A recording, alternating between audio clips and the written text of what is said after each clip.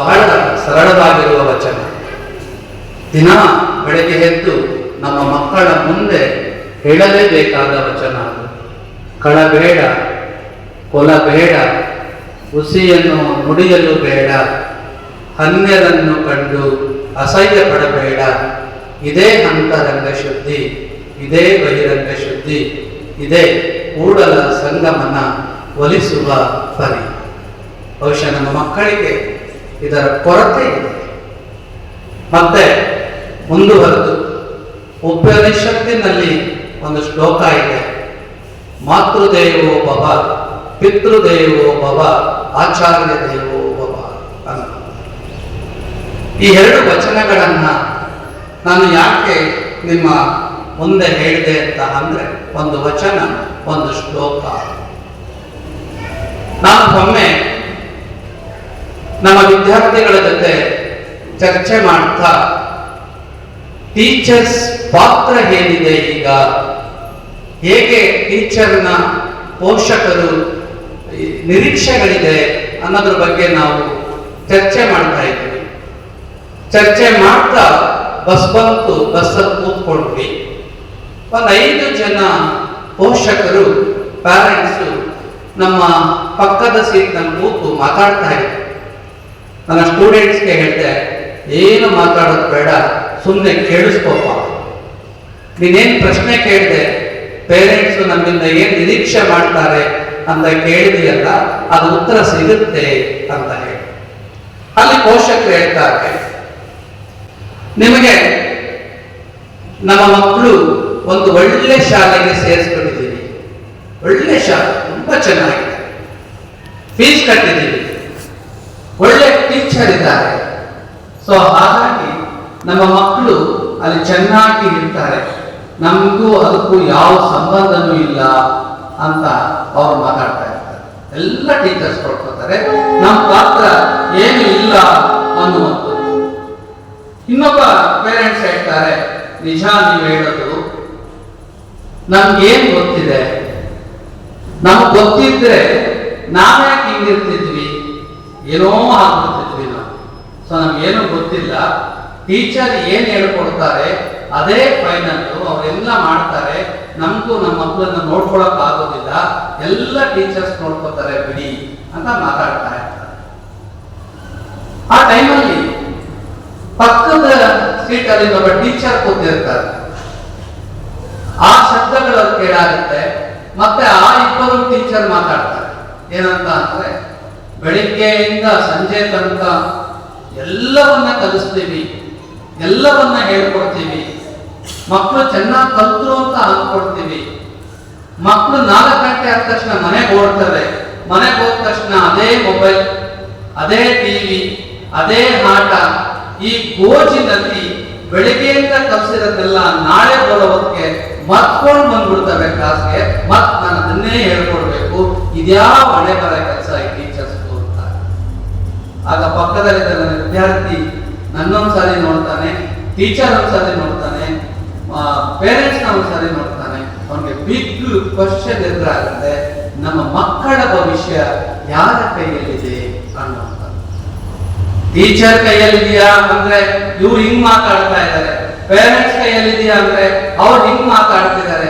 ಈಗ ನಮ್ಮ ಮುಂದಿನ ಭವಿಷ್ಯದ ಮಕ್ಕಳ ಪರಿಸ್ಥಿತಿ ಏನು ಅನ್ನುವಂಥದ್ದು ಒಂದು ದೊಡ್ಡ ಪ್ರಶ್ನೆ ನನ್ನ ವಿದ್ಯಾರ್ಥಿಗೆ ಎದುರಾಗುತ್ತೆ. ಸರ್, ಏನ್ ಮಾಡೋದೀಗ ಅನ್ನುವಂಥ ಪ್ರಶ್ನೆ ಬರುತ್ತೆ. ಇದರ ಬಗ್ಗೆ ನಾವು ಒಂದು ರಿಸರ್ಚ್ ಮಾಡೋಣ, ಒಂದಷ್ಟು ಪ್ರಾಜೆಕ್ಟ್ ಮಾಡೋಣ, ಒಂದಷ್ಟು ವಿಚಾರ ವಿನಿಮಯಗಳನ್ನು ಮಾಡೋಣ ಅಂತ ಹೇಳಿ ಕಳೆದ 2 ವರ್ಷಗಳಿಂದ ಇದರ ಪ್ರಯತ್ನ ನಡೀತಾ ಇದೆ. ಇನ್ನು ಫೈನಲ್ ಆಗಿಲ್ಲ. ಪ್ರಾಜೆಕ್ಟ್ ನಮ್ಮ ವಿದ್ಯಾರ್ಥಿಗಳು ಮಾಡ್ತಾ ಇದ್ದಾರೆ. ಯಾಕೆ ಮಾತು ಹೇಳ್ತಾ ಇದ್ದೀನಿ ಅಂದ್ರೆ, ಎಲ್ಲ ಪೋಷಕರಿಗೂ ಒಂದು ಆಸೆ, ಬೆಟ್ಟದಷ್ಟು ಆಸೆ. ನನ್ನ ಮಗು ಈ ಶಾಲೆಗೆ ಸೇರಿಸಿಬಿಟ್ರೆ ಏನೋ ಆಗ್ಬಿಡ್ತಾನೆ ಅಂತ. ನೀವೆಲ್ಲ ನೋಡಿದ್ದೀರಿ, ಶಾಲೆಗಳನ್ನ ಹುಡುಕಿಕೊಂಡು ಪೋಷಕರು ಎಷ್ಟು ಅಲಿತಾ ಇದ್ದಾರೆ ಅಂತಂದ್ರೆ ಹೇಳ್ಲಿಕ್ಕೆ ಅಸಾಧ್ಯ. ಕೊನೆಗೆ ಎಲ್ಲಿ ಸೇರಿಸಿದ್ರು ಅಷ್ಟೇ ಅಂತ ಹೇಳಿ ವಾಪಸ್ ಬಂದಿರ್ತಕ್ಕಂಥ ಬೇಕಾದಷ್ಟು ಪೇರೆಂಟ್ಸ್ ನಾವು ನೋಡಿರ್ಬೋದಾಗಿ, ನಿಮ್ಗೆಲ್ಲ ಗೊತ್ತಿದೆ. ಹಾಗಾಗಿ ಶಾಲೆ ಒಂದು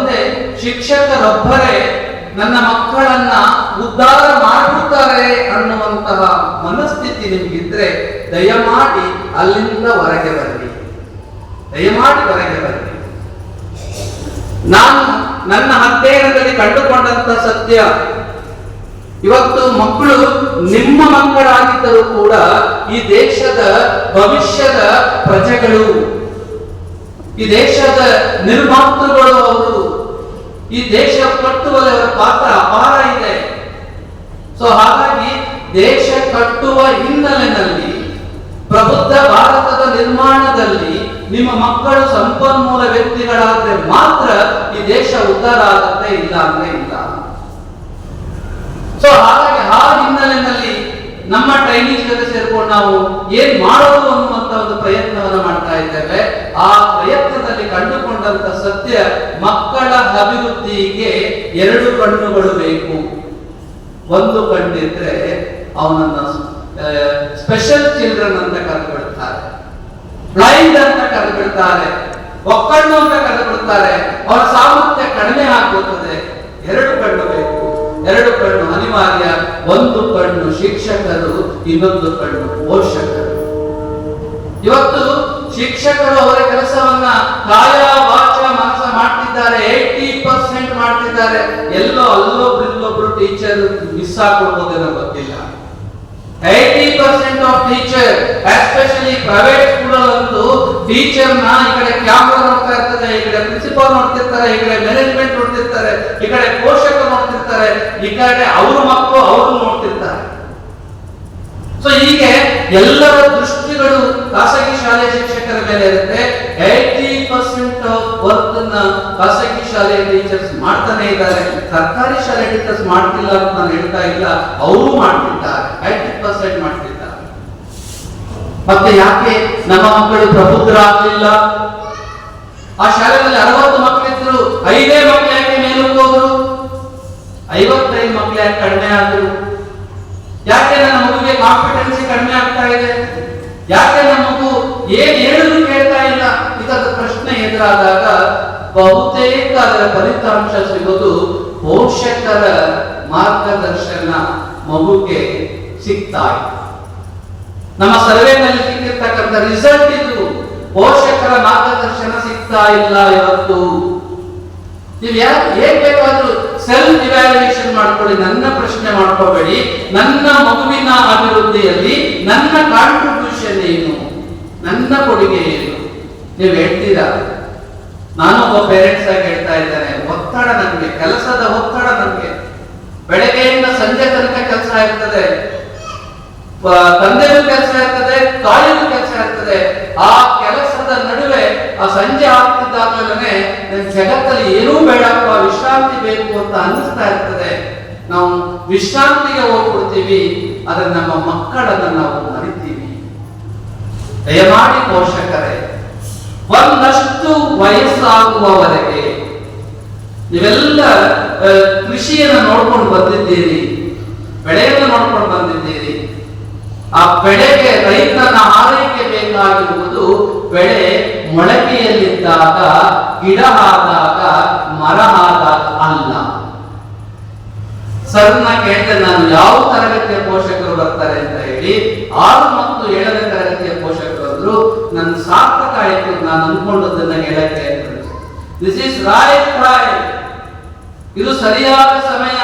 ನೀವೇನಾದರೂ ನಿಮ್ಮ ಕೆಲಸದ ಒತ್ತಡದ ನಡುವೆ ನಿಮ್ಮ ಮಗುವನ್ನ ಮರೆತರೆ, ನಿಮ್ಮ ಮಗು ನೀವಂದುಕೊಂಡಂಗಾಗ್ಲಿಕ್ಕೆ ಸಾಧ್ಯನೇ ಇಲ್ಲ. ಈ ಅಂಶವನ್ನ ದಯಮಾಡಿ ಎಲ್ಲ ಪೋಷಕರು ಅರ್ಥ ಮಾಡ್ಕೊಳ್ತಕ್ಕಂಥದ್ದು ಇವತ್ತಿನ ದಿವಸ ಅನಿವಾರ್ಯ ಆಗಿದೆ. ಬೆಳಗ್ಗೆದ್ದು ನಾವು ಪೇಪರ್ನ ನೋಡ್ತೀವಿ. ನಮ್ಮ ಶಾಲೆಯಲ್ಲಿ ಸಾವಿರಾರು ಹುಡುಗರು ಅಧ್ಯಯನ ಮಾಡ್ತಿದ್ದಾರೆ, ಎಲ್ಲ ಮಕ್ಕಳು ಓದ್ತಿದ್ದಾರೆ. ಓದುವವರ ಸಂಖ್ಯೆ ಜಾಸ್ತಿ ಆಗ್ತಾ ಇದೆ ಇವತ್ತು. ಚೆನ್ನಾಗಿ ಓದುವವರು ಚೆನ್ನಾಗಿ ಓದಿಕೊಂಡು ಹೋಗ್ತಾ ಇದ್ದಾರೆ. ಹಾಗಾದವರು ಅವರನ್ನು ನೋಡಿ ಅವರಿಗೆ ಇನ್ಫೀರಿಯಾರಿಟಿ ಕಾಂಪ್ಲೆಕ್ಸ್ ಬಂದು, ಕೀಳರಿಮೆ ಬಂದು, ನನ್ನ ಕೈಯಲ್ಲಿ ಆಗೋದಿಲ್ಲ ಅನ್ನೋ ಲೆವೆಲ್ಗೆ ತಲುಪಿಡ್ತಾ ಇದ್ದಾರೆ. ಆಗೋದಿಲ್ಲ ನನಗೆ ಅಂತ ಹೇಳಿ. ದಯಮಾಡಿ ಅಂತಹ ಮಕ್ಕಳ ಅತ್ಯಂತ ಅನಿವಾರ್ಯವಾಗಿ ಪೋಷಕರ ಮಾರ್ಗದರ್ಶನ ಅತ್ಯಂತ ಅವಶ್ಯಕತೆ ಇದೆ. ಇದನ್ನು ನೀವು ಅರ್ಥ ಮಾಡ್ಕೊಳ್ತೀರಾ ಅಂತ ಹೇಳಿ ನಾನು ಅಂದುಕೊಳ್ತೇನೆ. ಏನ್ ಮಾಡಬೇಕು ನಾನು ಒಬ್ಬ ಪೋಷಕನಾಗಿ ಅಂತ? ಒಬ್ಬ ಒಳ್ಳೆಯ ವಿದ್ಯಾರ್ಥಿ ಆಗಬೇಕು ಅಂದ್ರೆ ಅವನು ನೋಡಿ, ನಿಮ್ಮ ಮಗುವೇ ಆಗಿರಬೇಕು, ಅವನ ವಿದ್ಯಾರ್ಥಿ, ವಿದ್ಯೆಯನ್ನ ಕಲಿಯುವ ವ್ಯಕ್ತಿ ಅವನು. ಆ ವಿದ್ಯೆಯನ್ನ ಕಲಿಯುವ ವ್ಯಕ್ತಿಗೆ ಎಷ್ಟು ಕಲಿಸ್ಲಿಕ್ಕೆ ಸಾಧ್ಯ ಅಷ್ಟನ್ನ ಕಲಿಸ್ಬಿಡ್ಬೇಕು, ಅಷ್ಟನ್ನ ಕಲಿಸ್ಬೇಕು. ಒಂದ್ ಕಡೆ ಅವ್ರು ಹೇಳ್ತಾರೆ ಆ ಮಗುಗೆ ಕಾಂಪಿಟೆನ್ಸಿ ಕಡಿಮೆ ಇದೆ, ಮಗುಗೆ ಆಗ್ತಾ ಇಲ್ಲ ಅಂತ ಹೇಳಿ ಒಂದು ಮಾತನ್ನ ಅರ್ಥ ಮಾಡ್ಕೊಳ್ಳಿ. ಇದು ಒಳ್ಳೆಯ ಏಜ್ ನಿಮ್ಮ ಮಕ್ಕಳಿಗೆ. ಈ ಏಜ್ ನಲ್ಲಿ ನೀವು ಮಗುಗೆ 1 kg ಭಾರ ಹೊರುವ ಅಭ್ಯಾಸವನ್ನ ಮಾಡಿ. 1 kg ಭಾರ ಬರುತ್ತೆ, 2 kg ಹೊರೋದಿಲ್ಲ. ಅದು ಯಪ್ಪ ಅದಕ್ಕೆ ಆಗೋದಿಲ್ಲ ಅನ್ಸುತ್ತೆ. 2 kg ಭಾರವನ್ನ ಹಾಕಿ ನಿಧಾನಕ್ಕೆ 2 kg ಭಾರವನ್ನ ಬರುತ್ತೆ. 3 kg ಭಾರವನ್ನ ಹಾಕಿ 3 kg ಭಾರವನ್ನ ಬರುತ್ತೆ. ನೀವು ಹೇಗೆ ಮಗುವಿಗೆ ಹಂತವಾಗಿ ಜವಾಬ್ದಾರಿಗಳನ್ನ ಕೊಡ್ತಾ ಹೋಗ್ತೀರೋ ಹಾಗೆ ಮಗು ದೊಡ್ಡವನಾಗ್ತಾ ಹೋಗ್ತಾನೆ. ಅಯ್ಯೋ ನನ್ನ ಮಗು ಕೈಲಿ ಆಗೋದಿಲ್ಲ ಅಂತಂದ್ರೆ ಅವನ ಕೆಳಮಟ್ಟಕ್ಕೆ ಬರ್ತಾನೆ. ಈ ಮಾತನ್ನ ಅರ್ಥ ಮಾಡ್ಕೊಳ್ಳಿ. ಈ ಏಜಿನಲ್ಲಿ ಮಗುಗೆ ಬೇಕಾಗಿರ್ತಕ್ಕಂಥ ಒಂದು ಅಂಶ ಪಂಚಮುಖ ಬೆಳವಣಿಗೆ ಅಂತ ಕರೀತಾರೆ. 5 ಮುಖ ಪಂಚಮುಖಿ ಅಂತ ಹೇಳಿ ಕರೀತಾರೆ. ಪಂಚಮುಖಿ. ನಾವು ಆಧ್ಯಾತ್ಮಕವನ್ನು ಓದ್ಕೊಂಡಾಗ ಈಶ್ವರನಿಗೆ 5 ಮುಖ ಇದೆ. ಈಶ್ವರ ಇದ್ದಾನೆ ಇಲ್ವೋ ನನ್ಗೆ ಗೊತ್ತಿಲ್ಲ, ಅದರ ಬಗ್ಗೆ ನಮ್ಗೆ ಬೇಡ. ನನ್ನ ಮಗುವಿಗೆ 5 ಮುಖಗಳ ಪರಿಚಯ ಆಗಲೇಬೇಕು. 1 ಮುಖ ಪರಿಚಯ ಆಗಲಿಲ್ಲ ಅಂದ್ರೂ ಕೂಡ ಆ ಮಗುವಿಗೆ ಕೊರತೆ ಆಗ್ತದೆ. ಆ 5 ಮುಖಗಳು ಯಾವುವು ಅಂದ್ರೆ, ಒಂದು ಶಾರೀರಿಕ ಸ್ಥಿತಿ, ಫಿಸಿಕಲ್ ಫಿಟ್ನೆಸ್ ಅಂತ ಕರಿತೀವಿ. ಇವತ್ತು ಮಕ್ಕಳಿಗೆ ಫಿಸಿಕಲ್ ಫಿಟ್ನೆಸ್ ಇಲ್ಲ. ಸಣ್ಣ ಜ್ವರ ಬಂದ್ರೆ ಮಗುಗೆ ಒಂದು ಶಾಲೆ ರಜೆ, ಸಣ್ಣ ಶೀತ ಆದ್ರೆ ಮಗುಗೆ ಶಾಲೆಗೆ ರಜೆ, ಮಗು ಬಸ್ ಹತ್ತುವಾಗ ಕೆಳಗಡೆ ಬಿದ್ದರೆ ಶಾಲೆಗೆ ರಜೆ. No physical fitness. Physical fitness ಇಲ್ಲ ಅಂದ್ರೆ ಮಗು ಏನನ್ನೂ ಸಾಧಿಸಲಿಕ್ಕೆ ಆಗುವುದಿಲ್ಲ. ಶರೀರ ಮಾಧ್ಯಮಂ ಬಲುಧರ್ಮ ಸಾಧನಂ ಅನ್ನುವಂತಹ ಹಿರಿಯರ ವಾಕ್ಯ ಇದೆ. ಆ ಫಿಸಿಕಲಿ ಡೆವಲಪ್ಮೆಂಟ್ ನ ಟೀಚರ್ ಮಾಡ್ಬೇಕಾ, ಪೇರೆಂಟ್ಸ್ ಮಾಡ್ಬೇಕಾ, ಯೋಚನೆ ಮಾಡಿ. ಇವತ್ತು ನಮ್ಮ ಮಕ್ಕಳಿಗೆ ಹೊರಗಡೆ ಪ್ರಪಂಚವನ್ನು ತೋರಿಸ್ತೀವಿ ಅನ್ನೋ ನೆಪದಲ್ಲಿ ಮಗುಗೆ ಬೇಡದೇ ಇರತಕ್ಕಂತಹ ಪಿಜ್ಜಾ, ಬರ್ಗರ್, ಆ ಫುಟ್ಬಾಲ್ ಅಲ್ಲಿ ಅದೇನೇನೋ ಮಕ್ಕಳಿಗೆ ಕೊಡಿಸ್ಬಿಡ್ತೇವೆ. ಸಾತ್ವಿಕ ಆಹಾರವನ್ನು ನಾವು ಪರಿಚಯಿಸ್ತಾ ಇಲ್ಲ, ಪೌಷ್ಟಿಕ ಆಹಾರವನ್ನು ನಾವು ಕೊಡ್ತಾ ಇಲ್ಲ. ಸೊ ಹಾಗಾಗಿ ಶಾರೀರಿಕವಾಗಿ ಮಗು ದೌರ್ಬಲ್ಯ ಆಗ್ತಾ ಇದೆ. ಇದನ್ನು ನಿಮ್ಮ ಗಮನದಲ್ಲಿ ಇಟ್ಟಿದ್ದೇನೆ. ಮಾನಸಿಕ ಸ್ಥಿತಿ, ನೀವೇ ಬೈತೀರಿ. ಮಗು ಏನಾದ್ರೂ ಹೇಳಿದ್ರೆ ನಿಮ್ ಟೀಚರ್ ಏನ್ ಮಾಡಿದ್ದಾರೆ, ಮಗು ಏನಾದ್ರೂ ತಪ್ಪು ಮಾಡಿದ್ರೆ ನಿಮ್ ಮೇಷ್ಟ್ರು ಇದನ್ನೇ ಕಲಿಸಿದಾರ. ಮಗುವಿನ ಮುಂದೆ ನಿಮ್ಮ ಟೀಚರ್ಸ್ ನ ನೀವೇ ಬೈದ್ರೆ ಮಗು ತಿಳ್ಕೊಳ್ತದೆ ನಮ್ಮ ಮೇಷ್ಟ್ರಿಗೆ ಏನೂ ಬರೋದಿಲ್ಲ. ಕ್ಲಾಸ್ ರೂಮ್ಗೆ ಹೋಗುತ್ತೆ, ಟೀಚರ್ ಮುಖ ನೋಡುತ್ತೆ, ಏನೂ ಬರೋದಿಲ್ಲ, ನಡೀತದೆ ಬಿಡು ಅಂತ. ಒಂದ್ ಮಗು, ನೀವು ಕಳೆದ ವಾರದಲ್ಲಿ ಪೇಪರ್ ನೋಡಿದ್ದೀರ, ಮೊಬೈಲ್ ಕೊಡ್ಲಿಲ್ಲ ಅಂತ ಹೇಳಿ ಸುಸೈಡ್ ಮಾಡ್ಕೊಂಡಿದ್ರೆ, ಮೊಬೈಲ್ ಕೊಡ್ಲಿಲ್ಲ ಅಂತ ಹೇಳಿ ಸುಸೈಡ್ ಮಾಡ್ಕೊಂಡಿದ್ರೆ. ಆ ಮಾನಸಿಕ ದೌರ್ಬಲ್ಯಗಳನ್ನು ನೀವು ಗಮನಿಸಿ. ಮಗು ಏನಾದ್ರೂ ಒಂದು ಒಳ್ಳೆ ಬಟ್ಟೆ ತಗೋಬೇಕಣಪ್ಪ ಅನ್ನತ್ತೆ, ಒಳ್ಳೆ ಬಟ್ಟೆ ತಗೋಬೇಕಂತ ನೀವು ತಗೊಳಕ್ ಆಗ್ಲಿಲ್ಲ ಅಂದ್ರೆ ಮಗು ಬೇಸರ ಮಾಡ್ಕೊಡುತ್ತೆ. ಅಯ್ಯೋ ಮಗು ಬೇಸರ ಮಾಡ್ಕೊಡುತ್ತಲ್ಲ ಅಂತ ಹೇಳಿ ನೀವು ಏನೇನೋ ತ್ಯಾಗ ಮಾಡಿ ಮಗು ಬೇಕಾದ್ದೆಲ್ಲ ಕೊಡ್ತಾ ಇದ್ದೀರಾ. ಮಗು ಮಾನಸಿಕವಾಗಿ ಸಬಲನಾಗಿದ್ದಾನ, ದುರ್ಬಲನಾಗ್ತಾ ಇದ್ದಾನ ಅಂತ ನೋಡ್ಕೊಂಡು ಬನ್ನಿ. ಆಗ ಮಗುಗೆ ನೀವು ಏನಾದ್ರೂ ಎಲ್ಲವನ್ನ ಕೊಡಿಸಿ ಯಾವುದೋ ಹಂತದಲ್ಲಿ ಏನಾದ್ರೂ ಒಂದು ಕೊಡ್ಲಿಲ್ಲ ಅಂದ್ರೆ ಮಗುವಿನ ಮನಸ್ಸು ದುರ್ಬಲ ಆಗುತ್ತೆ. ಸೊ ಮಗುವಿನ ಮನಸ್ಸನ್ನ ನೀವು ಪ್ರಬಲ ಮಾಡಬೇಕಾಗ್ತದೆ. ಕಷ್ಟ ಸುಖಗಳನ್ನ ಮಗುವಿಗೆ ಅರ್ಥ ಮಾಡಿಸ್ಬೇಕಾಗುತ್ತೆ, ಸರಿ ತಪ್ಪುಗಳನ್ನ ಅರ್ಥ ಮಾಡಿಸ್ಬೇಕಾಗುತ್ತೆ. ಎಲ್ಲ ರೀತಿಯಲ್ಲಿಯೂ ಮಗುವಿನ ಮನಸ್ಸನ್ನ ದೃಢ ಮಾಡಬೇಕಾಗುತ್ತೆ. ದಯಮಾಡಿ ಇದು ಟೀಚರ್ ಇಂದ ಸಾಧ್ಯ ಆಗೋದಿಲ್ಲ, ಪೇರೆಂಟ್ಸ್ ಆಗಿ ನಿಮ್ಮಿಂದ ಮಾತ್ರ ಸಾಧ್ಯ. ಇದು 2ನೇ ಮುಖ. 3ನೇ ಮುಖ ಬಹಳ ಮುಖ್ಯವಾದದ್ದು ಬೌದ್ಧಿಕ ಸ್ಥಿತಿ. ಅದರ ಐಕ್ಯೂ ಲೆವೆಲ್. ಇದನ್ನ ನೀವು ಮಾಡಕ್ಕಾಗೋದಿಲ್ಲ, ನನ್ನ ಟೀಚರ್ ಮಾಡ್ಬೇಕಾ. ಅವರ ಮಗು ಮಗು ಯಾವ ಸ್ಥಿತಿಯಲ್ಲಿ ಅದರ ಬ್ರಿಲಿಯನ್ಸ್ ಇವತ್ತೇನು, ಎಷ್ಟು ಅಕ್ಷರಗಳನ್ನ ಕಲ್ತಿದೆ, ಎಷ್ಟು ವಾಕ್ಯಗಳನ್ನ ಕಲ್ತಿದೆ, ಎಷ್ಟು ಫಾರ್ಮುಲಾಗಳನ್ನ ಕಲ್ತಿದೆ, ಎಷ್ಟು ವಿಷಯಗಳನ್ನ ಕಲ್ತಿದೆ, ಇವತ್ತೆಷ್ಟು ಕಲ್ತಿದೆ, ನಾಳೆ ಎಷ್ಟು ಕಲಿತಿದೆ, ನಾಡಿದ್ದು ಎಷ್ಟು ಕಲಿತಿದೆ, ದಿನೇ ದಿನೇ ದಿನೇ ಏನನ್ನ ಕಲಿತಾ ಇದೆ ನನ್ನ ಮಗು ಅನ್ನೋದನ್ನ ನೀವು ನೋಡ್ಬೇಕಾಗುತ್ತೆ. ಕಲಿಲಿಲ್ಲ ಅಂದ್ರೆ ನೇರವಾಗಿ ನೀವು ಎಲ್ಲೂ ಮಾತಾಡಬೇಡಿ, ಸೀದಾ ಶಾಲೆ ಬರಬೇಕಾಗುತ್ತೆ, ಟೀಚರ್ನ ಭೇಟಿ ಮಾಡ್ಬೇಕಾಗುತ್ತೆ. ಸರ್, ಮಿಸ್, ನನ್ನ ಮಗು ಯಾಕೋ ಕಲಿಕೆಯಲ್ಲಿ ಹಿಂದುಳಿದಿದೆ, ಯಾಕೆ ಹಿಂದುಳಿದಿದೆ ಅಂತ ಹೇಳಿ ನೀವಿಬ್ರು ಕೂತ್ಕೊಂಡು ಮಾತಾಡಿದ್ರೆ ಮಾತ್ರ ಪರಿಹಾರ ಸಿಗುತ್ತೆ. ಇನ್ನೆಲ್ಲೋ ನಿಂತ್ಕೊಂಡು ಮಾತಾಡಿದ್ರೆ ಯಾವ ಪರಿಹಾರವೂ ಸಿಗೋದಿಲ್ಲ. ಬೌದ್ಧಿಕ ವಿಕಾಸ ಬಹಳ ಮುಖ್ಯ. ಇದು 3ನೇ ಅಂಶ. 4ನೇ ಅಂಶ ಸಾಮಾಜಿಕ ವಿಕಾಸ, ಸಾಮಾಜಿಕ ಸ್ಥಿತಿ. ನಮ್ಮ ಮಕ್ಕಳಿಗೆ ನಾವು ಮನೆಯಲ್ಲಿ ಕೂತ್ಕೊಂಡು ಗಂಡ ಹೆಂಡತಿ ಇಬ್ರು ಅವ್ರ ಅಪ್ಪ ಅಮ್ಮನ ಬೈತಿರ್ತಾರೆ, ಅಮ್ಮ ಅವ್ರ ಅತ್ತೆ ಮಾವ ಬೈತಿರ್ತಾರೆ, ಅಪ್ಪ ಅವ್ರ ಅಪ್ಪ ಅಮ್ಮನ ಬೈತಿರ್ತಾರೆ. ನೋಡ್ಬೇಕು, ಅವ್ರ ಅಣ್ಣ ತಮ್ಮನ ಬೈತಿರ್ತಾರೆ, ಆ ಊರಿನಲ್ಲಿ ಬೇರೆ ಬೇರೆ ರಾಜಕಾರಣಿಗಳನ್ನ ಬೈತಿರ್ತಾರೆ, ಅಧಿಕಾರಿಗಳನ್ನ ಬೈತಿರ್ತಾರೆ. ಮಗು ಹೇಳ್ತಾರೆ, ನೀನ್ ಯಾರ ಸವಾಸನ ಮಾಡ್ಬೇಡಪ್ಪ, ಸೀದಾ ಹೋಗು, ಸೀದಾ ಬಾ ಅಂತ ಹೇಳ್ಕೊಡ್ತಾರೆ. ಎಲ್ಲೂ ಹೋಗ್ಬೇಡ, ನಾವು ಏನು ಪಕ್ಕದಲ್ಲಿ ಏನಾಯ್ತಿದ್ರು ನೋಡ್ಬೇಡ ಅಂತ ಹೇಳ್ತಿರ್ತೀವಿ. ಮಗು ಸಮಾಜದಲ್ಲಿ ಇರುವವರೆಲ್ಲರೂ ಸರಿ ಇಲ್ಲ ಅನ್ನುವಂತ ಅಂಶವನ್ನ ಕಲ್ತ್ಕೊಂಡ್ಬಿಡುತ್ತದೆ. ನಮ್ಮ ಬಿಹೇವಿಯರಿಂದ ಯಾವುದೇ ಕಾರಣಕ್ಕೂ ಸಾಮಾಜಿಕವಾಗಿ ಮಗು ಬದುಕಬೇಕಾಗುತ್ತೆ, ಅಕ್ಕಪಕ್ಕದವನ್ನ ನೋಡ್ಬೇಕಾಗುತ್ತೆ, ಸಹಾಯ ಮಾಡ್ಬೇಕಾಗುತ್ತೆ, ಸಮಾಜದಲ್ಲಿ ತನ್ನದೇನೋ ಒಂದು ಪಾತ್ರವನ್ನ ಕೊಡ್ಬೇಕಾಗುತ್ತೆ. ಒಂದ್ ನಲ್ಲಿ ನೀರು ಹೋಗ್ತಾ ಇದ್ರೆ ಮಗು ವಾಲಂಟಿಯರ್ ಹೋಗಿ ನಲ್ಲಿ ನೀರು ನಿಲ್ಲಿಸ್ಬೇಕಾಗುತ್ತೆ.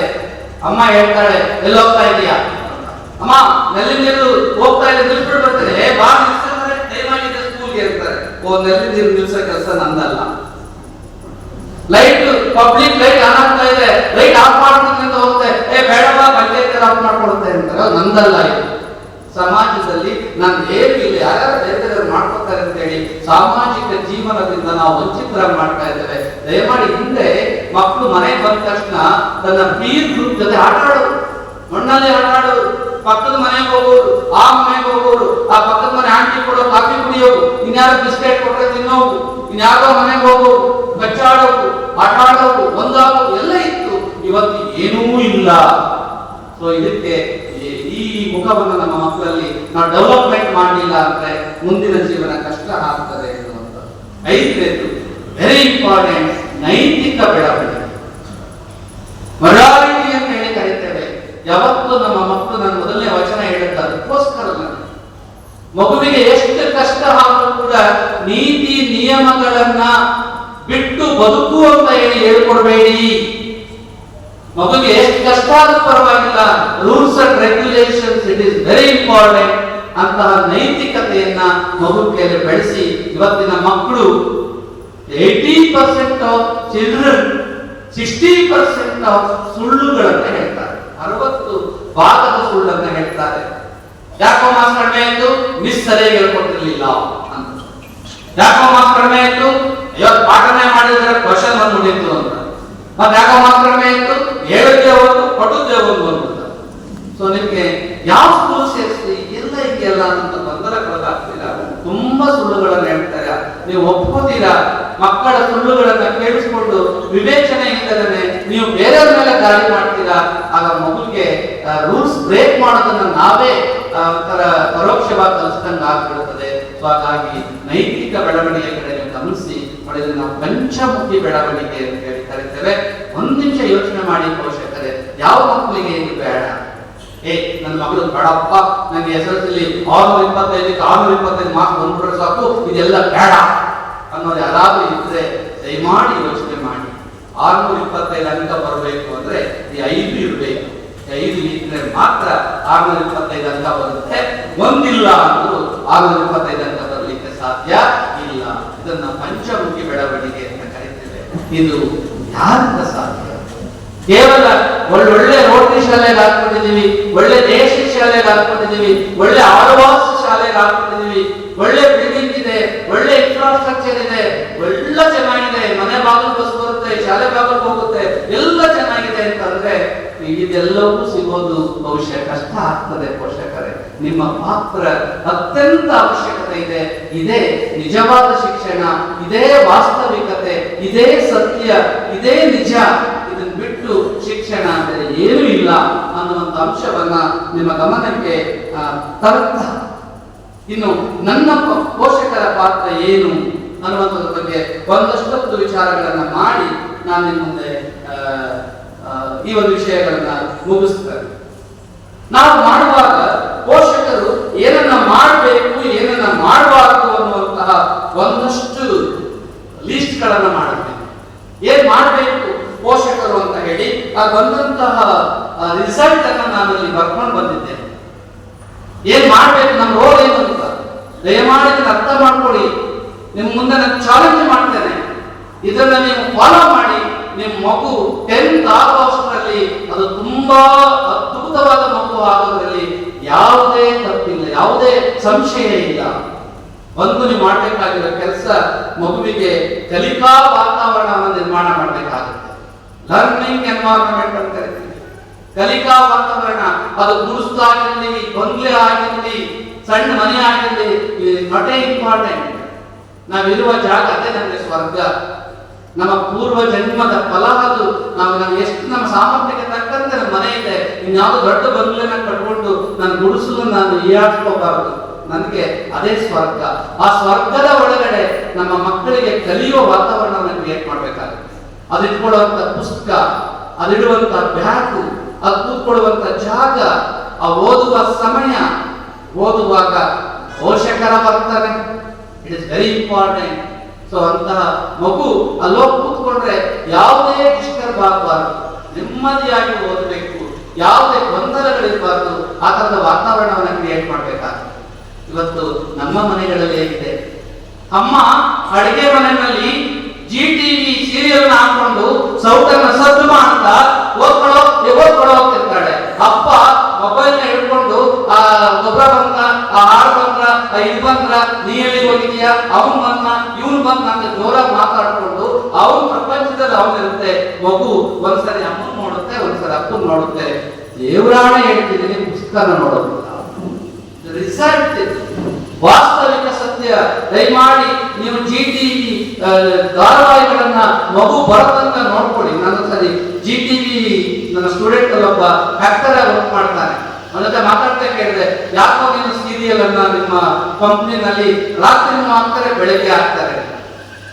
ರಾತ್ರಿ ನೋಡ್ಬೇಡಿ, ಬೆಳಗ್ಗೆ ಹೊತ್ತು ನೋಡಿ. ಬೆಳಗ್ಗೆ ರಾತ್ರಿ 8 ಗಂಟೆ ಬಂದ ಧಾರಾವಾಹಿ ಬೆಳಗ್ಗೆ 9 ಗಂಟೆಗೆ ಬರ್ತದೆ. 9 ಗಂಟೆ ಮನೇಲಿ ನೀವು ಮಾತ್ರ ಇರ್ತೀರಾ, ಮಕ್ಕಳಿರೋದಿಲ್ಲ. ಅಲ್ಲಿ ನೋಡಿ. ರಾತ್ರಿ ಹೊತ್ತು ನಿಮ್ಮ ಟಿವಿಯನ್ನ ಬಂದ್ ಮಾಡಿ, ನಿಮ್ಮ ಮೊಬೈಲ್ ಅನ್ನ ಬಂದ್ ಮಾಡಿ. ನಿಮ್ಮ ಮಗು ಏನ್ ಓದ್ತಾ ಇದೆ ಅನ್ನೋದನ್ನ ಕಾನ್ಸಂಟ್ರೇಷನ್ ಮಾಡಿ. ಮಗುಗೆ ಏನ್ ಓದಕ್ಕಿದೆಯಪ್ಪ ಕೇಳಿ. ಅಮ್ಮ ಆಯ್ತು ಅಂದ ತಕ್ಷಣ ಏನ್ ಓದಿದೀಯಾ ಅಂತ ಕೇಳಿ, ಎಷ್ಟು ಓದಿದೀಯಾ ಅಂತ ಕೇಳಿ, ಪ್ರಶ್ನೆ ಮಾಡಿ. ಮಗು ಓದಿರೋದನ್ನ ಸೂಕ್ಷ್ಮವಾಗಿ ಗಮನಿಸಿ. ಆ ಮಗುಗೆ ನೀವು ಒಳ್ಳೆಯ ಕಲಿಕಾ ವಾತಾವರಣವನ್ನ ಕ್ರಿಯೇಟ್ ಮಾಡಿಕೊಡ್ಲಿಲ್ಲ ಅಂದ್ರೆ ಬಹುಶಃ ಕಷ್ಟ ಆಗ್ತದೆ. ಟೈಮ್ ಮ್ಯಾನೇಜ್ಮೆಂಟ್ ಅನ್ನ ಹೇಳ್ಕೊಡಿ ಮಗುಗೆ. Time management it is very important. Doctor ಹೇಳ್ತಾರೆ 8 ಗಂಟೆ ನಿದ್ದೆ ಬೇಕು ಅಂತ. ನಾನು ನನ್ನ ಅಭ್ಯಾಸದ ಆಧಾರದ ಮೇಲೆ ಹೇಳ್ತೇನೆ, ಕಲಿಯುವ ವಯಸ್ಸಿನಲ್ಲಿ 6 ಗಂಟೆ ನಿದ್ದೆ ಸಾಕು ಅಂತ. 6 ಗಂಟೆ ನಿದ್ದೆ ಸಾಕು ಅಂತ. ನಮ್ಮ ಸಿದ್ಧಗಂಗಾ ಶ್ರೀಗಳು 4 ಗಂಟೆ ಮಲಗ್ತಿದ್ರು ಅಂತ ಅಲ್ಲಿರೋ ಹೇಳ್ತಾರೆ. ಬಟ್ ಅದು 108 ವರ್ಷ 100 ವರ್ಷ ದಾಟಿ ಅವ್ರು ಬದುಕಿದ್ರು. ಅಬ್ದುಲ್ ಕಲಾಂ ಕೆಲವೇ 5ರಿಂದ 5 ತಾಸು ನಿದ್ದೆ ಮಾಡಿದ್ರು ಅಂತ ಹೇಳಿ ಅವ್ರ ಆಟೋಬಯೋಗ್ರಫಿನಲ್ಲಿ ಗೊತ್ತಾಗ್ತದೆ ಅವ್ರು ಎಂತ ವಿದ್ವಾಂಸರಾದ್ರು, ಸತ್ತೋಗ್ಲಿಲ್ಲ ಅವರು. ಸ್ವಾಮಿ ವಿವೇಕಾನಂದ 3 to 4 ಅವರ್ಸ್ ನಿದ್ದೆ ಮಾಡಿದ್ರು, ಸಾಯಲಿಲ್ಲ ಅವರು. ಇಡೀ ಜಗತ್ತಿನ ಗೌತಮ ಬುದ್ಧ ಆಗಿರ್ಬೋದು, ಇಂಥದೆಲ್ಲ ಮಹನೀಯರು ನಿದ್ದೆಯ ಅವಧಿ ಕಡಿಮೆ, ಕೆಲಸದ ಅವಧಿ ಜಾಸ್ತಿ. ನಮ್ಮ ಮಕ್ಕಳನ್ನ ನಾವು ಎಷ್ಟೊತ್ತು ಮಲಗಿಸ್ತೀವಿ ನೋಡಿ. 5 ಗಂಟೆ. ಸಂಸ್ಕೃತ ಭಾಷೆಯಲ್ಲಿ ಬ್ರಾಹ್ಮಿ ಮುಹೂರ್ತ ಅಂತ ಕರೀತಾರೆ. ಬ್ರಾಹ್ಮಿ ಮುಹೂರ್ತದಲ್ಲಿ ಮಕ್ಕಳು ಏಳಲಿಲ್ಲ ಅಂತಂದ್ರೆ ಆ ಮಕ್ಕಳು ಟೋಟಲಿ ವೇಸ್ಟ್. 10ವರೆಗೆ ಮಲಗಲಿಲ್ಲ ಅಂತಂದ್ರೆ ಅದು ವೇಸ್ಟ್. 10ವರೆಯಿಂದ 4 ಗಂಟೆ 4:15ವರೆಗೆ ನಿಮ್ಮ ಮಕ್ಕಳನ್ನ ನಿದ್ದೆ ಮಾಡಿಸಿ, ಚೆನ್ನಾಗಿ ನಿದ್ದೆ ಮಾಡಿಸಿ, 4ವರೆಗೆ ಹೇಳಿಸಿ, 5 ಗಂಟೆಗೆ ಮಗುವನ್ನ ಓದಕ್ಕೆ ಕೂರಿಸಿ. ನಿಮ್ಮ ಮಗು ಯಾಕೆ ಬದಲಾಗಲ್ಲ ಆಮೇಲೆ ನಾನು ಬಂದು ಹೇಳಿ. ಖಂಡಿತ ಬದಲಾಗುತ್ತೆ. ಸೊ ನಾವು 12:30 1 ಗಂಟೆ ತನಕ ಪ್ಯಾರೆಂಟ್ಸ್ ಬೇಡದ ವಿಚಾರಗಳ ಬಗ್ಗೆ ತಲೆ ಕೆಡಿಸಿಕೊಂಡು ನಾವು ನಿದ್ದೆಗೆಡ್ತೇವೆ, ಮಕ್ಕಳನ್ನು ನಿದ್ದೆಗೆಡಿಸ್ತೇವೆ.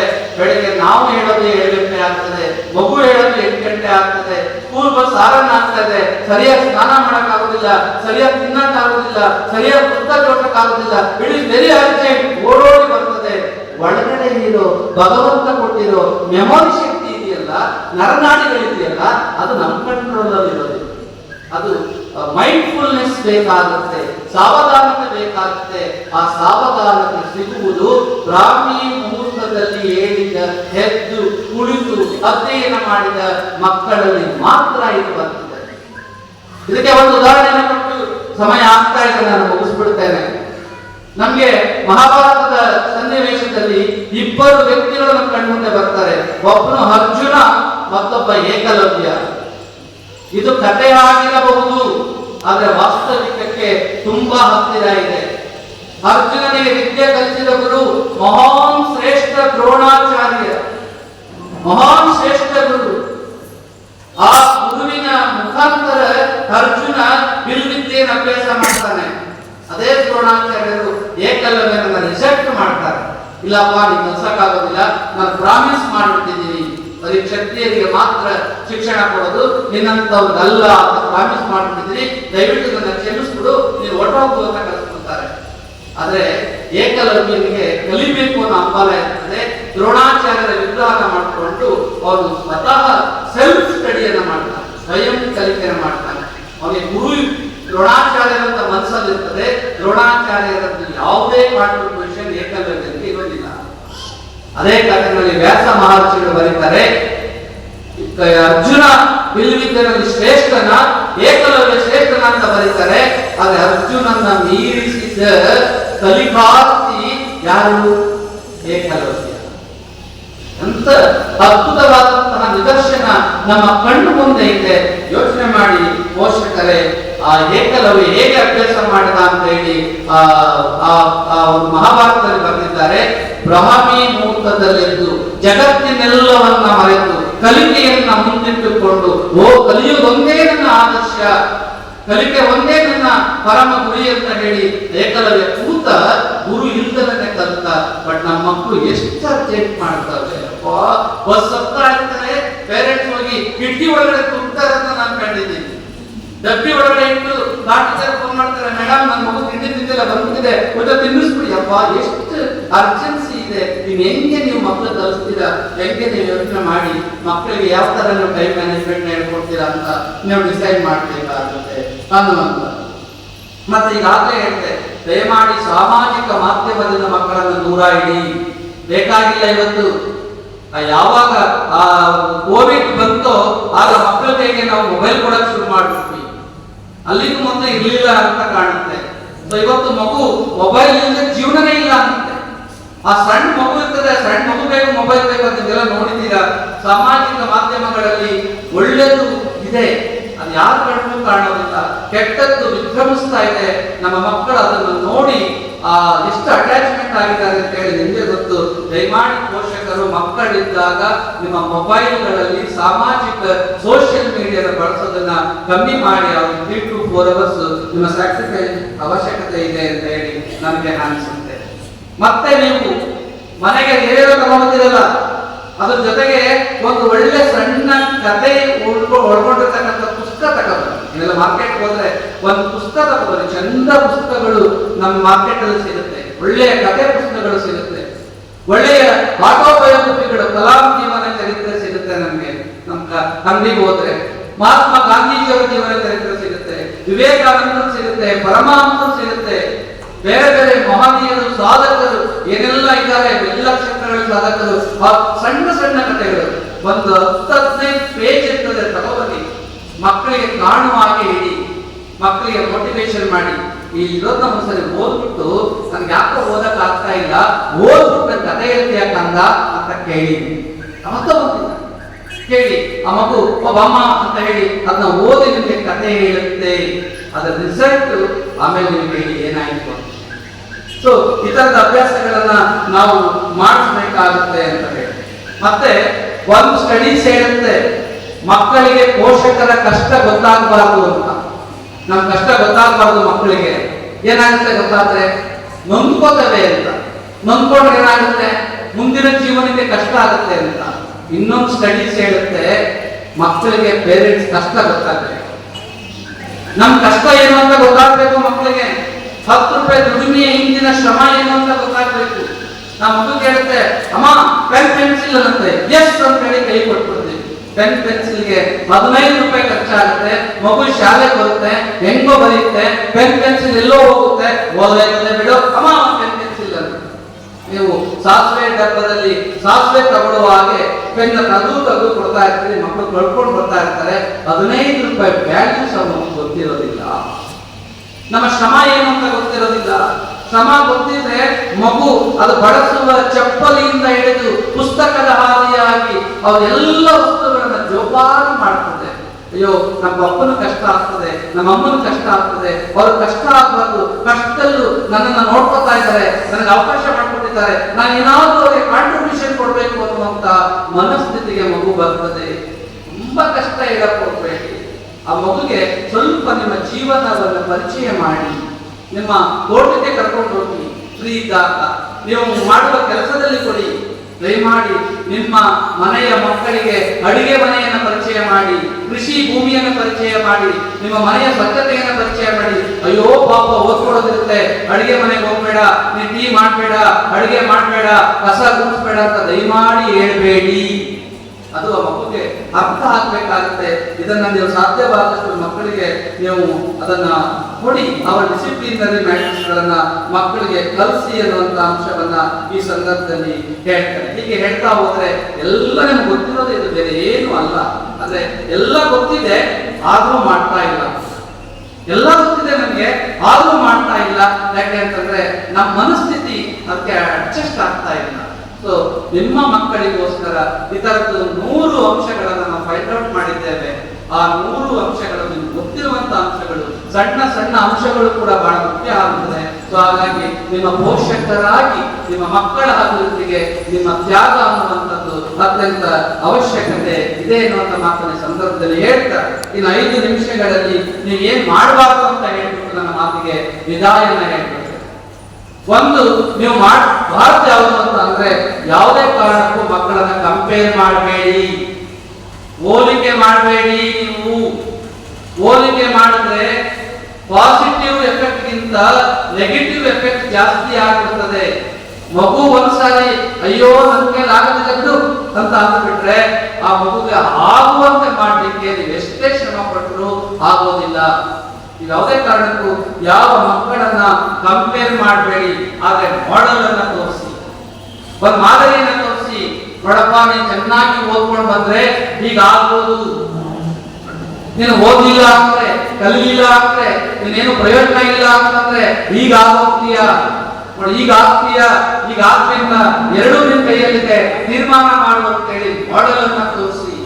ಸಾಧಕರನ್ನ ಒಬ್ಬೊಬ್ಬರ ಕೈ ಸಿಕ್ಕಿದ್ರೆ ಅವ್ರನ್ನ ಓದಪ್ಪ, ನೋಡಪ್ಪ ಅಂತ ಹೇಳಿ ಪರಿಚಯ ಮಾಡಿ. ಆದ್ರೆ ಯಾವುದೇ ಕಾರಣಕ್ಕೂ ಮಗುವಿನ ತರಗತಿಯಲ್ಲಿರುವ ಕ್ಲಾಸ್ಮೇಟಿನ ಫ್ರೆಂಡಿನ ಕಂಪೇರ್ ಮಾಡಿ ನಿಮ್ಮ ಮಕ್ಕಳು ಮುಂದೆ ಮಾತಾಡಬೇಡಿ. ಇದು ಅತ್ಯಂತ ಕಷ್ಟ. ಇದು ಯಾವತ್ತಾದ್ರೂ ದಿನ ಪ್ರಾಬ್ಲಮ್ ಏನು ಅಂತ ಹೇಳಿ ಸೈಕಾಲಜಿಕಲ್ ಎವಿಡೆನ್ಸ್ ಮೇಲೆ ನಿಮಗೆ ಪ್ರೆಸೆಂಟ್ ಮಾಡ್ತೇನೆ. ಎರಡನೇದು ಬಹಳ ಮುಖ್ಯ, ಮಾಡದೇ ಮಾಡಬಾರದು ಯಾವುದು ಅಂತಂದ್ರೆ ಅತಿಯಾಗಿ ಕಾಳಜಿಯನ್ನ ವಹಿಸಬೇಡಿ ಮಕ್ಕಳು. ಓವರ್ ಕೇರಿಂಗ್ ಅಂತ ಕರೀತಾರೆ. ಕೇರಿಂಗ್ ಬೇರೆ, ಓವರ್ ಕೇರಿಂಗ್ ಬೇರೆ. ಆಸೆನೆ ಬೇರೆ, ಅತಿ ಆಸೆನೆ ಬೇರೆ. ಅತಿ ಆಸೆ ನಮ್ಮ ಪ್ರಾಣಕ್ಕೆ ಕುತ್ತು ಬರುತ್ತೆ, ಆಸೆ ನಮ್ಮ ಜೀವನಕ್ಕೆ ಬೆಳಕಾಗುತ್ತೆ. ಕಾಳಜಿ ನಮ್ಮ ಮಗುವನ್ನ ಬೆಳೆಸುತ್ತೆ, ಅತಿಯಾದ ಕಾಳಜಿ ನಮ್ಮ ಮಗುನ ಯಾವುದೋ ಒಂದು ಮೂಲದಲ್ಲಿ ಕೆಲಸಕ್ಕೆ ಬಾಧ್ಯತನ ಮಾಡ್ತದೆ. ಓವರ್ ಕೇರಿಂಗ್ ಬೇಡ. ಓವರ್ ಕೇರಿಂಗ್ ಸಣ್ಣ ಪುಟ್ಟದಕ್ಕೂ ಅಯ್ಯೋ ಅಯ್ಯೋ ಅಯ್ಯೋ ಅಂತ ಅಂದಬೇಡಿ. ಒಂದಷ್ಟು ಮಕ್ಕಳದ್ದು ಸಣ್ಣ ಮನಸ್ಥಿತಿ, ಸಣ್ಣದಕ್ಕೂ ಡಿಪೆಂಡ್ ಆಗ್ಬಿಡ್ತಾರೆ. ಆಗ ಮಗು ನಿಮ್ಮ ಕಂಟ್ರೋಲ್ ಇಂದ ಹೊರಗಡೆ ಹೋಗ್ಲಿಕ್ಕೆ ಸಾಧ್ಯನೇ ಆಗೋದಿಲ್ಲ. ಆಗ ಮಗು ತುಂಬಾ ಕಷ್ಟನ ಜೀವನದಲ್ಲಿ ಅನುಭವಿಸುತ್ತೆ. ಹಾಗಾಗಿ ಓವರ್ ಕೇರಿಂಗ್ ಅನ್ನ ಮಾಡೋದನ್ನ ತಪ್ಪಿಸಿ. ಯಾವುದೇ ಕಾರಣಕ್ಕೂ ನೆಗೆಟಿವ್ ಆಟಿಟ್ಯೂಡ್ ಅನ್ನ ಬೆಳೆಸಬೇಡಿ, ಋಣಾತ್ಮಕ ಮನೋಭಾವನೆ ಬೆಳೆಸಬೇಡಿ. ನಿನ್ ಕೈಲಿ ಆಗಲ್ಲ ಬಿಡು, ನಿನ್ಗೆ ಎಷ್ಟು ಮಾಡಿದ್ರು ಇಷ್ಟೇ ಬಿಡು, ನಿಂಗೆ ಏನ್ ಹೇಳಿದ್ರೆ ಇಷ್ಟೇ ಬಿಡು, ನಿನ್ ಯಾಕಾದ್ರೂ ಮಗನ ಕುಟಿಯೋ ಮಗಳ ಕುಟಿಯೋ ನೀವು ಹೃದಯವೇ ಚೆನ್ನಾಗಿತ್ತು. ಈ ತರದ ಎಲ್ಲ ಅಂಶಗಳನ್ನ ಮಕ್ಕಳ ಮುಂದೆ ಮಾತಾಡಬೇಡಿ. ಇದು ಮಗುವಿನ ಮೇಲೆ ತುಂಬಾ ಪರಿಣಾಮ ಬೀರುತ್ತೆ. ಅದು ನಿಮ್ಮನ್ನ ತುಂಬಾ ಕೆಟ್ಟದಾಗಿ ಆಲೋಚನೆ ಮಾಡುತ್ತೆ. ಮುಂದಿನ ಜೀವನಕ್ಕೆ ಮಗುಗೆ ಕಷ್ಟ ಆಗುತ್ತೆ ಅನ್ನುವಂಥದ್ದು. ಮತ್ತೆ ನಿಮ್ಮ ಪ್ರತಿಷ್ಠೆಯನ್ನ ಮಕ್ಕಳ ಮೇಲೆ ಏರ್ಬೇಡಿ. ನಮ್ಮೊಂಥರ ಕೆಟ್ಟ ಕಾಯಿಲೆ ನನ್ನನ್ನು ಸೇರಿಸ್ಕೊಂಡು ಏನು ಅಂದ್ರೆ ಈಗೆಲ್ಲ ಮಾರ್ಕ್ಸ್ ಕಾರ್ಡ್ ಇಸ್ಕೊಂಡಿದ್ದೀರಾ, ಸುಮ್ಮನೆ ಮನ್ಕೋಗಲ್ಲ ನೀವು. ಪಕ್ಕದವ್ರು ಕೇಳ್ತೀರಾ, ನಿನ್ ಮಗುದೆಷ್ಟೇ? ನನ್ನ ಮಗು 100%. ನಿನ್ ಮಗುದೆಷ್ಟು? ಅಯ್ಯೋ ನನ್ನ ಮಗು 95 ಅನ್ನುತ್ತೆ. ಆ ಮುಖ ನೋಡಬೇಕು 95 ಅಂತ. 90 ಬಂದಿರೋ ನಿಮ್ಗೆ ಕಣ್ಣು ಕಾಣಿಸ್ಕೊಳ್ಳೋದಿಲ್ಲ, ದಾರೋಗ. ಯಾಕಂದ್ರೆ ನಿಮ್ಮಲ್ಲಿ ಕೇಳ್ಬಿಟ್ಟಾರ ಅನ್ನೋ ಭಯ. ಮನೆಗೆ ಹೋಗಿ ಇರ್ತೀರಾ, ನೋಡಿ ಎಂತ ಅವಮಾನ ಆಗೋಯ್ತು ನನಗೆ. ನನ್ನ ಫ್ರೆಂಡು ಪಕ್ಕದ ಮನೆಯವಳು, ಅವಳು ಸರಿಯಾಗಿ ನೋಡ್ಕೊಳಲ್ಲ, ಅವ್ರು ಕಾಫಿ ಕೊಡಲ್ಲ, ಅವ್ರು ಟೀ ಕೊಡಲ್ಲ. ಆ ಗಂಡು 100 ಮಾರ್ಕ್ಸ್ ತಗೊಂಡೈತೆ, ನೀವು ಇದೆಯಾ ಅಂತ ಎಲ್ಲ ಎಷ್ಟು ಕೆಟ್ಟ ಪರಿಣಾಮ ಬೀರುತ್ತೆ ಅಂತ ಅಂದ್ರೆ ನೀವು ಒಂದು ಆಲೋಚನೆ ಮಾಡ್ಬೇಕು. ನನ್ನ ಮಗು ಈ 90 ತಗೊಂಡಿದೆ, ಯಾಕೆ 95 ಆಗ್ಲಿಲ್ಲ? ಯಾಕೆ 95 ಆಗ್ಲಿಲ್ಲ ಅಂತ ಹೇಳಿ ಮಗು ಕೇಳಿದ್ರೆ ಗೊತ್ತಾಗೋದಿಲ್ಲ, ಪಕ್ಕದ ಮನೆ ಕೇಳಿದ್ರೆ ಗೊತ್ತಾಗೋದಿಲ್ಲ, ಪಕ್ಕದ ಪೇರೆಂಟ್ಸ್ ಕೇಳಿದ್ರೆ ಗೊತ್ತಾಗೋದಿಲ್ಲ, ಪಕ್ಕದ ಮಗುನ ಕೇಳಿದ್ರೆ ಗೊತ್ತಾಗೋದಿಲ್ಲ. ನೀವು ಕೇಳ್ತೀರಾ, ಅಯ್ಯೋ ನಿನ್ ಮಗು ಬಂದ್ಬಿಡ್ತಾ, ನನ್ನ ಮಗು 95 ಬಂತು, ಏನ್ ಮಾಡ್ತಾರೆ ಆ ಮಗು ಕೇಳ್ತೀವಿ. ಸೊ ನಿಜವಾಗ್ಲೂ ನಿಮ್ ಮಗು 90 ಯಾಕೆ ಆಯ್ತು, 95 ಯಾಕೆ ಹೋಗಿಲ್ಲ ಅಂದ್ರೆ ಟೀಚರ್ಸ್ ಗೊತ್ತಿರುತ್ತೆ, ಸ್ವತಃ ನಿಮ್ಗೆ ಗೊತ್ತಿರುತ್ತೆ. ಆ ಮಗುನ 90ನ ಅಪ್ರಿಸಿಯೇಷನ್ ಮಾಡಿ, ತುಂಬಾ ಚೆನ್ನಾಗಿ ಬಂದಿದ್ಯಪ್ಪ, ನೋ ಪ್ರಾಬ್ಲಮ್, ನನ್ ಚೂರು ಮನ್ಸು ಮಾಡ್ಬಿಡು 95 ಹೋಗ್ಬಿಡ್ತೀಯಾ, ಸ್ವಲ್ಪ ಟ್ರೈ ಮಾಡ್ಬಿಡು ಅಂತ ಮಗುಗೆ ಮೋಟಿವೇಶನ್ ಮಾಡಿ. ಇದು ಬಹಳ ಮುಖ್ಯ ಆಗ್ತದೆ. ಸೊ ಇದು ನನಗೆ ಯಾವತ್ತೂ ಪ್ರತಿಷ್ಠೆಯಾಗಿ ತಗೋಬೇಡಿ. ತುಂಬಾ ಜನ ನೋಡಿದ್ದೀನಿ, ಅಯ್ಯೋ ನೀಟ್ ಸೀಟ್ ಸಿಗ್ಲಿಲ್ಲ ಅಂತ ಹೇಳಿ ಎಷ್ಟು ಪೇರೆಂಟ್ಸ್ ಊಟ ತಿಂಡಿ ಬಿಟ್ಟಿದಾರ ಗೊತ್ತಿಲ್ಲ. ನನ್ನ ಮಗು ಅಚೀವ್ಮೆಂಟ್ ಆಗಲಿಲ್ಲ ಅಂತ ಹೇಳಿ ತುಂಬಾ ಜನ ಪೇರೆಂಟ್ಸ್ ಊಟ ತಿಂಡಿ ಬಿಟ್ಟಿದ್ದಾರೆ. ನನಗೆ ಇದೇ ಸಕಲೇಶ್ಪುರದಲ್ಲಿ ನನ್ನ ಮಗು ಅವ್ರ ಮಗು ಅಷ್ಟು ಮಾರ್ಕ್ಸ್ ತಗೊಂಡಿಲ್ಲ ಅನ್ನೋ ಕಾರಣಕ್ಕೆ ಅವ್ರ ಮನೆಗೆ ಹೋಗೋಕೆ ಬಿಟ್ಬಿಟ್ಟ. ಇದೆಲ್ಲ ಒಂಥರ ಪ್ರತಿಷ್ಠೆ. ನಮ್ಮ ಪ್ರತಿಷ್ಠೆಯನ್ನ ಮಕ್ಕಳ ಮೇಲೆ ಹಾಕಬೇಡಿ. ಸೊ ಮಗು ಚೆನ್ನಾಗಿ ಓದಬೇಕು ಅಂದ್ರೆ ಕಾರಣಗಳನ್ನು ಪತ್ತೆ ಹಚ್ಚಿ ಅದಕ್ಕೆ ಪರಿಹಾರಗಳನ್ನು ಕಂಡುಹಿಡ್ಕೊಳ್ಳಿ. ಆ ಪರಿಹಾರವನ್ನು ಮಕ್ಕಳ ಮೇಲೆ ಅಪ್ಲೈ ಮಾಡಿ, ಖಂಡಿತ ಒಳ್ಳೆ ರಿಸಲ್ಟ್ ಬರುತ್ತೆ. ಅದು ಯಾವತ್ತೂ ನಮ್ಮ ಪ್ರತಿಷ್ಠೆಯಾಗಿ ತಗೋಬೇಡಿ ಅನ್ನೋ ಒಂದು ಮಾತನ್ನ ಹೇಳ್ತಾ, ಮತ್ತೆ ನಿಮ್ಮ ಇನ್ನೊಂದು ಅಂಶನ ಹೇಳ್ಬಿಟ್ಟು ಮಾತನಾಡ್ತಾನೆ. ತುಂಬಾ ಮನೆಯಲ್ಲಿ ಮಕ್ಕಳ ಜವಾಬ್ದಾರಿಯನ್ನು ಯಾರು ತಗೋಬೇಕು? ಅಪ್ಪ ತಗೋಬೇಕಾ, ಅಮ್ಮ ತಗೋಬೇಕಾ? ಅಮ್ಮ ಹೇಳ್ತಾಳೆ, ನೀ ಏನ್ ಮಾಡ್ತಾ ಇದ್ದೀರಾ, ಮಗು ನೋಡ್ಬಾರ್ದ? ಮಗು ಕೂತಿರುತ್ತೆ ಪಾಪ, ಪುಸ್ತಕ ಓಪನ್ ಮಾಡ್ಕೋಬೇಕು, ಓದ್ಬೇಕು ಅಂತ ಕೂತಿರುತ್ತೆ. ಅಮ್ಮ ಹೇಳ್ತಾಳೆ, ಗಂಡನ ಬೈತಾಳೆ, ಮಗು ನೋಡ್ಬಾರ್ದು ಅಂತ, ಏನ್ ಓದ್ತಾ ಇದ್ದಾರೆ ಅಂತ, ಏನಪ್ಪ ನಿಮ್ದು ಇದ್ಯಾ ಆಯ್ತು ಅಂತ. ಗಂಡ ಹೇಳ್ತಾನೆ, ನೀನೇನ್ ಮಾಡ್ತೀಯ ಮನೇಲಿ ಇಟ್ಕೊಂಡು, ನೀನ್ ನೋಡು ಅಂತ. ಮಗು ನೋಡ್ಕೊಳಕ್ಕೆ ಇಟ್ಬಿಟ್ಟು ಜಗಳ ಆಡ್ತಿರ್ತಾರೆ. ಮಗು ಪಾಪ ಆ ಕಡೆ ನೋಡುತ್ತೆ, ಈ ಕಡೆ ನೋಡುತ್ತೆ. ನಾನು ಯಾರು ನೋಡ್ಕೋಬೇಕು ಅಂತೀನಿ? ನಾನು ದಯಮಾಡಿ ನಿಮ್ ಕೈ ಮುಗಿದು ಕೇಳ್ಕೊತೇನೆ, ನೀವು ಮಗು ಹೋದ್ಮೇಲೆ ಹೊಡೆದಾಡಿ ಜಗಳಾಡಿ ಅಂತ. ಗಂಡ ಹೆಂಡತಿ ಜಗಳ ಭೂಮಿ ಮೇಲೆ ಬಂದ್ಬಿಟ್ಟಿದೆ, ಒಂಥರ ಮತ್ತೆ ಜಗಳಾಡೋದು, ಮತ್ತೆ ಅವರೆಲ್ಲ ಆಡ್ಕೊಂಡಿದ್ದೀವಿ, ಬೇಡ ಅಂತ ಹೇಳಲ್ಲ. ಅಂದ್ರೆ ಮಗುವಿನ ಕಾರಣಕ್ಕೋಸ್ಕರ ನೀವು ಮಾತಾಡಬೇಡಿ. ಇಬ್ಬರು ಕೇರಿಗೆ ವೆರಿ ಇಂಪಾರ್ಟೆಂಟ್. ಅದಕ್ಕೆ ಸರ್ವಜ್ಞ ಒಂದು ಮಾತು ಹೇಳ್ತಾನೆ, ಅದನ್ನು ಹೇಳಿ ನನ್ನ ಮಾತುಗಳಿಗೆ ವಿರಾಮ ಕೊಟ್ಬಿಡ್ತೇನೆ, ಯಾಕಂದ್ರೆ ಸಮಯ ಆಗೋಗಿದೆ. ಒಂದು, ವಿದ್ಯೆ ಕಲಿಸದ ತಂದೆ, ಅಂಡರ್ಲೈನ್ ದ ಪಾಯಿಂಟ್. ವಿದ್ಯೆಯನ್ನು ಕಲಿಸಬೇಕಾಗಿರೋದು ತಂದೆ. ಬುದ್ಧಿ ಹೇಳದ ಗುರುವು. ಟೀಚರ್ಸ್ ಕೆಲಸ ಏನು, ಏನ್ ಮಾಡ್ಬೇಕು ಏನ್ ಮಾಡಬಾರ್ದು ಅಂತ ಹೇಳ್ಕೊಡ್ಬೇಕು. ಬಿದ್ದಿರಲು ಬಂದು ನೋಡದ ತಾಯಿ, ಶುದ್ಧ ವೈರಿಗಳು ಸರ್ವಜ್ಞ ಅಂತ. ಮಗುಗೆ ಏನಾದ್ರೂ ನೋವಾದ್ರೆ ತಂದೆ ಸಾಂತ್ವನ ಮಗುಗೆ ಕಟ್ಟೋದಿಲ್ಲ, ತಾಯಿ ಬಂದು ಹೇಳ್ಬೇಕು, ಏನಾಯ್ತಪ್ಪ ನಿಮ್ಗೆ, ನೋವಾಯ್ತೇನೋ, ಹೋಗ್ಲಿ ಬಾರ, ಏನೂ ಆಗಲ್ಲ ಅಂತ ಹೇಳಿ. ಮಗು ಬೇಸರ ಆದಾಗ, ಮಗುಗೆ ಆತಂಕ ಆದಾಗ, ಮಗುಗೆ ನೋವಾದಾಗ ತಂದೆ ಮಾತು ಇಳಿಸೋದಿಲ್ಲ. ಯಾರು ಮಾತಿಡಿಸುತ್ತೆ? ತಾಯಿ ಮಾತಿಡಿಸುತ್ತೆ. 3 ಜನರ ಪಾತ್ರ ಬಹಳ ಇಂಪಾರ್ಟೆಂಟ್ ಮಕ್ಕಳಿಗೆ, ತಂದೆ, ತಾಯಿ, ಗುರು. ಅದಕ್ಕೆ ಮೊದಲೇ ಹೇಳಿದ್ದೆ ನಾನು, ಮಾತೃದೇವೋಭವ, ಪಿತೃದೇವೋಭವ, ಆಚಾರ್ಯ ದೇವೋಭವ. ಮಗುವಿಗೆ ಬ್ರಹ್ಮನೂ ಇಲ್ಲ, ವಿಷ್ಣುನೂ ಇಲ್ಲ, ಶಿವನೂ ಇಲ್ಲ, ಅಲ್ಲಾನೂ ಇಲ್ಲ, ಯೇಸು ಕ್ರಿಸ್ತ ಯಾರೂ ಇಲ್ಲ ಜಗತ್ತಲ್ಲಿ. ಮಗುವಿನ ದೇವರುಗಳು ಇವರು 3 ಜನ. ಒಬ್ರು ತಾಯಿ. ಅದಕ್ಕೆ ನಾವು ಮನೆಯೇ ಮೊದಲ ಪಾಠಶಾಲೆ, ತಾಯಿಯೇ ಮೊದಲ ಗುರು ಅಂತ ಹೇಳ್ತಾ ಇದ್ದೀವಿ. ಮಗುವಿಗೆ ಏನೆಲ್ಲ ಕಲಿಸ್ಬೇಕೋ ಅಷ್ಟು ಕಲಿಸುವ ಸಾಮರ್ಥ್ಯ ವಿತೌಟ್ ಟ್ರೈನಿಂಗ್ ತಾಯಿಗೆ ಬಳುವಳಿಯಾಗಿ ಬಂದಿರುತ್ತೆ. ದಯಮಾಡಿ ಮಾತೆಯರು ಯಾವುದೇ ಕಾರಣಕ್ಕೂ ನಿಮ್ಮ ಮಗುನ ನೆಗ್ಲೆಕ್ಟ್ ಮಾಡಬೇಡಿ. ಆ ಮಗುಗೆ ಏನೆಲ್ಲ ಕಲಿಸ್ಲಿಕ್ಕೆ ಸಾಧ್ಯನೋ ಅದೆಲ್ಲ ನೀವು ಹೇಳ್ಕೊಡಿ. ಎರಡನೇದು ಪಿತೃದೇವೋಭವ ಅಂತ ಕರಿತೀವಿ. ತಂದೆ ಇಲ್ಲದೆ ಮಗು ಬದುಕಕ್ಕಾಗೋದೇ ಇಲ್ಲ. ತಂದೆಯ ಸಪೋರ್ಟ್ ಮಗುಗೆ ಬೇಕಾಗುತ್ತೆ. ನಿಮ್ಮ ಸಪೋರ್ಟ್ ನ ಮ್ಯಾಕ್ಸಿಮಮ್ ಕೊಡಿ. ನಿಮ್ ಕೆಲಸ ಮಾಡಬೇಕು ನಿಜ, ನಿಮ್ಗೆ ಒತ್ತಡ ಇದೆ ನಿಜ. ಆ ಒತ್ತಡದ ನಡುವೆ ನಿಮ್ಮ ಮಗು ನಿಮ್ಗೋಸ್ಕರ ಜನ್ಮ ತಾಳಿದೆ.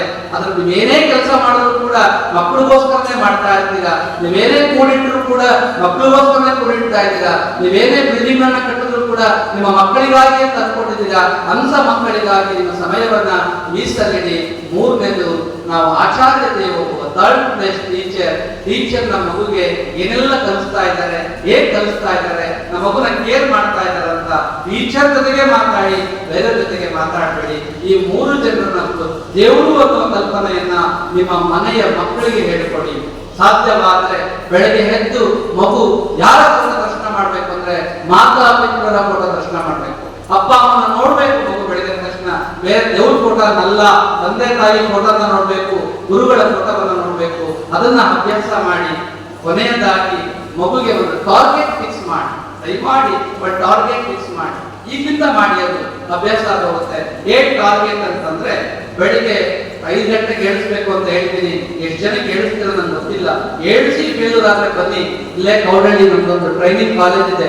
200 ಜನ ಟೀಚರ್ಸ್ಗೆ ಟ್ರೈನಿಂಗ್ ಕೊಡ್ತಾ ಇದ್ದೀವಿ. ಅಲ್ಲೇ ಇರ್ತೀವಿ, ಬನ್ನಿ. ನಾವು 5 ಗಂಟೆಗೆ ಹೇಳ್ತಾ ಇದ್ದೀವಿ, ನಮ್ಮ ಮಕ್ಕಳು ಏನೂ ಆಗ್ತಾ ಇಲ್ಲ ಅಂತ.